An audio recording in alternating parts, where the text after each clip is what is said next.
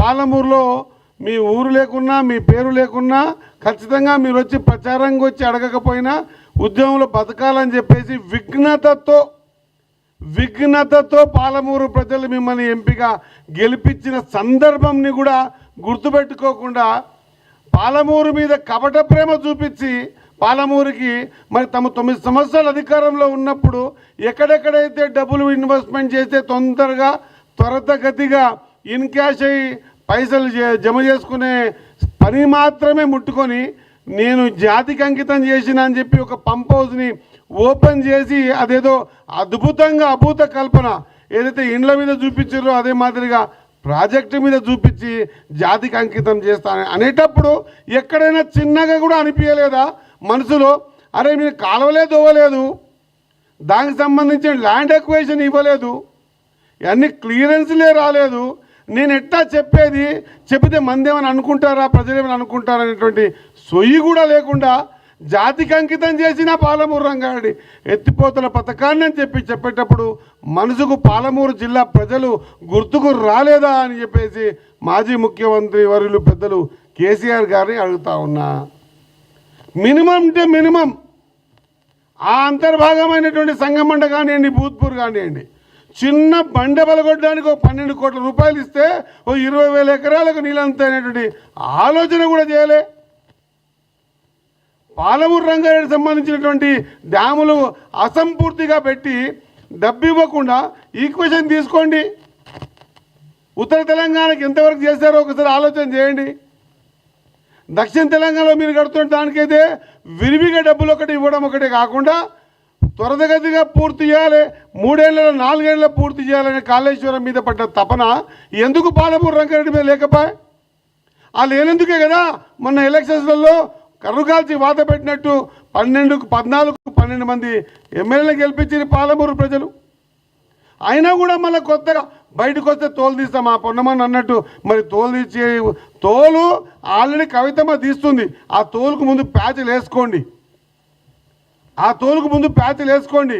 ఇంకా రాబోయే రోజుల్లో పూర్తి ఎపిసోడ్ 1 ఎపిసోడ్ 2 అన్నట్టు ఆ టీవీ సీరియల్ లాగా ప్రతి ఊర్లో పోయి చేస్తున్నటువంటి ఆ ప్రచారాన్ని ముందు ఆపుకోండి. అది పక్కకు పెట్టి ఇది రాగానేమో చేస్తాం.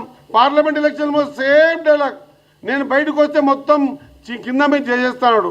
కింద మీద ప్రజలు చేసేసారు. ఆ తోలు తీసేటువంటి పని ప్రజలది. పని చేయకపోతే తోలు ఎట్లా తీస్తారో వాళ్ళు తీసిర్రు. పార్లమెంట్లో చాలా కాన్స్టిట్యున్సీల్లో డిపాజిట్ రాలే, ఒక డిజిట్ కూడా రాలే. బై ఎలక్షన్లో తోలు తీసిండ్రు. కంటోన్మెంట్లో జూబ్లీలో వచ్చి కేటీఆర్ గారు అయితే ఇది రెఫరెండం కాంగ్రెస్ పార్టీకి అన్నాడు. మళ్ళీ ప్రజలు తోలు తీసి కాంగ్రెస్ పార్టీకి ఫేవర్గా ఓటింగ్ ప్యాటర్న్ తీసుకొచ్చిర్రు. సర్పంచ్ ఎలక్షన్స్ అన్నారు, దాంట్లో కూడా మీరు తోలు తీసిర్రు. ఇంత తోలు తీస్తుంటే కూడా మళ్ళీ వచ్చి తోలు తీస్తానడం అనేది విడ్డూరంగా నేనైతే అనుకుంటా ఉన్నా. దయచేసి దీని మీద డిబేట్ పెట్టండి. మన దేవాలయం అసెంబ్లీ సాక్షిగా ఎన్నో మార్లు అన్నాం, ఎన్నో మార్లు మా పెద్దలు కూడా ఇంతకుముందు కూడా చెప్పారు. వచ్చి డిస్కస్ చేయండి, మనం ఒక పట్టిక ఏర్పాటు చేసుకుందాం. మీ 9 ఏళ్ల పరిపాలనలో పాలమూరు మీద మీరు పెట్టినటువంటి చూపించిన ప్రేమ స్టాటిస్టికల్గా ఎన్ని డబ్బులు ఇచ్చిర్రు, మరి ఎందుకు ఇంత లేట్ చేసిర్రు, 9 ఏళ్ళైనా ఎందుకు కంప్లీట్ చేయలేదు? ఈరోజు మా ప్రభుత్వం వచ్చిన తర్వాత, ప్రజాప్రభుత్వం వచ్చిన తర్వాత మొన్న ల్యాండ్ ఎక్విజిషన్ డబ్బులు ఇస్తూ ఉన్నాం.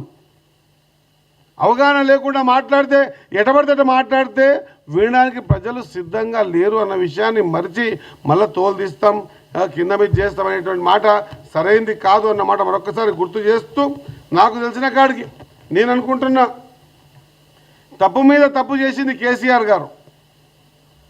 ఇంతకుముందు జూపల్లి కృష్ణారావు గారు చెప్పినట్టు అసలు క్లియరెన్స్ తీసుకోకుండా, డబ్బే పెట్టకుండా, మీకు ల్యాండ్ ఎక్విజిషన్ డబ్బులు ఇవ్వకుండా అయిపోయింది, జాతికి అంకితం చేస్తున్నా అనే మాట శుద్ధ అబద్ధం, తప్పు కూడా. అది ప్రజలు ఒకసారి పోతారండి, 2 సార్లు మాటికి మోసపోవడానికి ప్రజలు కూడా సిద్ధంగా లేరు అన్నమాట మరొకసారి గుర్తు చేస్తూ, మీకు సంబంధించిన మీ కుటుంబ వ్యవహారాలలో మీకు బిడ్డ తోలు తీస్తుంది, ఎక్కడ మొత్తం గబ్బులు వేస్తుందని చెప్పి బయటకు వచ్చి ఇప్పుడు మళ్ళీ తోలు తీస్తామనే మాట సరైనది కాదు అన్నమాట మరొకసారి గుర్తు చేస్తూ, మాకు తెలిసినంత వరకు ఈ రోజు వరకు కూడా మా ప్రాంతంలో పాలమూరు ప్రాంతంలో ఉన్నటువంటి ముంపు గ్రామాలు కానీ దానికి సంబంధించిన కాలువల విషయంలో కానీ ఇప్పటిదాకా మీరు డబ్బు ఇవ్వకుండా 9 సంవత్సరాలు 1,00,000 కోట్లు అప్పు చేసి ఆ అప్పుని కాళేశ్వరం ముంచి